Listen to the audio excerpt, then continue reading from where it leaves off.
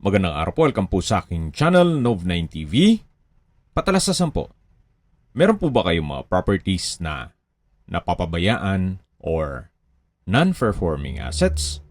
Plan nyo ibenta, pero wala kayong oras pagbenta nito. Kung ito'y pagkakatiwala nyo po sa amin, tawag lang po kayo sa aking numero, usap po tayo, gawan ko po ng video for free. Yes, libre po. Wala po kayong babayaran. Tutulungan pa namin kayong mabenta ang inyong property. Kami na po bala sa marketing, sa boosting, pati po sa paid advertisements, even sa tripping. Hindi na po kayo mapapagod sa pag-entertain ng mga buyers. Kami na po bala sa lahat. Tawag lang po kayo.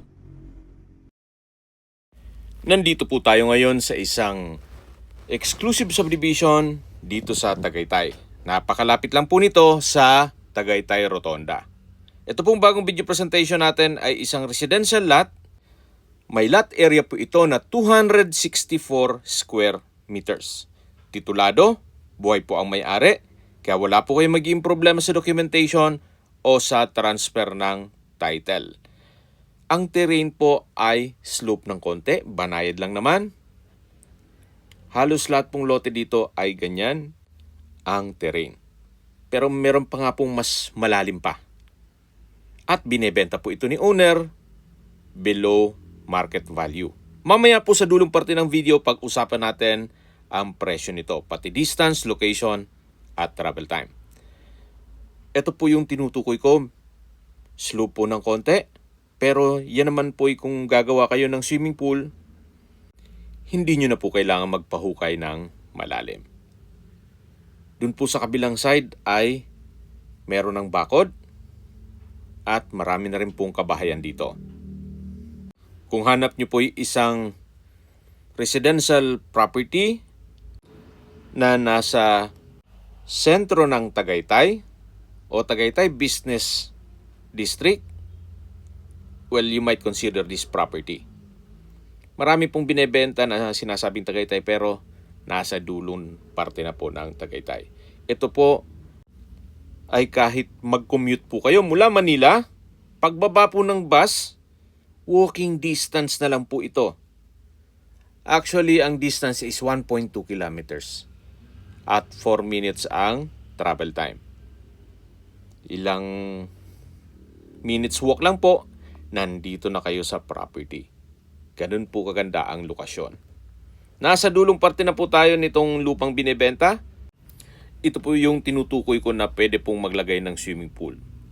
So, hindi na ganun kalalim ang papahukay nyo kung sakali maglagay ng swimming pool dito sa dulo at cut and paste na lang po.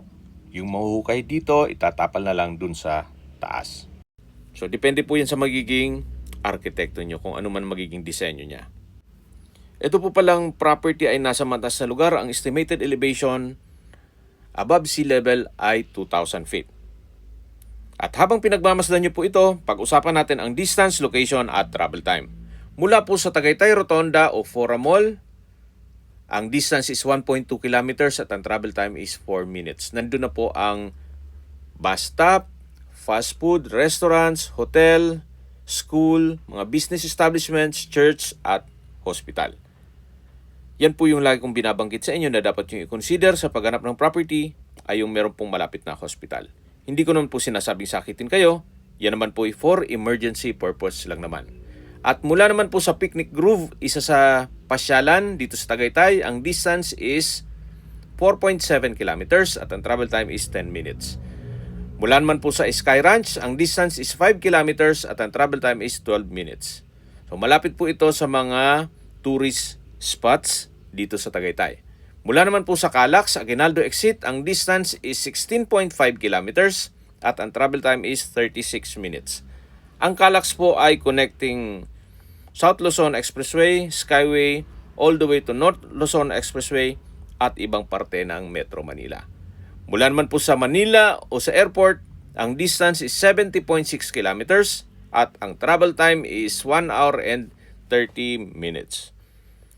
Okay, recap lang po. Ito pong property ay nasa isang exclusive subdivision dito sa Tagaytay. May lot area po ito na 264 square meters. Titulado, buhay po ang may-ari, kaya wala po kayong magiging problema sa documentation o sa transfer ng title. Yan po, tunghayan nyo po ulit itong kapaligiran. Napakatahimik po, sariwa ang hangin, at malamig po ang klima. Napaganda po nito para sa inyong retirement house. O kung sakali man po na gusto magnegosyo, pwede naman po itong gawing staycation business o private resort. Gaya po ng nasabi ko sa inyo kanina, binebenta ito sa murang halaga o below market value. Ang market value po dito ay 18 to 20,000 pesos, pero si owner po ay binebenta ito sa halagang 16,500 pesos per square meter net.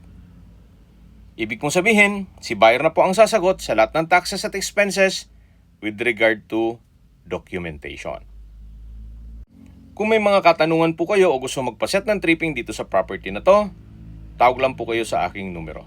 At sa mga kababayan naman natin nasa ibang bansa, meron po akong WhatsApp, Viber, Telegram at Signal. Same number lang po, 0917-316-3399. Sa mga nagtatanong naman po ng aming Facebook, meron po aming Facebook page na Nov9TV at Facebook Real Video. Meron din pong TikTok at Instagram. May ibang YouTube channel po kami, the Nov9TV channel, Nov9TV Listings, Nov9TV On The Spot, Nov9TV Updates, at Nov9TV House Rental. Sana po naibigyan nyo ang video presentation. Paki-like and subscribe na lang po sa aking channel para ma-update din po kayo sa aking future listings. Kung sakali po hanap nyo yung mas malaking sukat ng lupa, meron din po kami ibang listings na pwede nyong pagpilian. Huwag po kayong mag-atubiling tumawag sa amin. Then, let us know your budget para malaman namin kung anong property pwede naming ilog sa inyo. Sa lahat pong viewers, subscriber at nagtiwala po sa amin, salamat po sa suporta. Ingat po kayo lagi at yung pamilya. Maraming salamat po.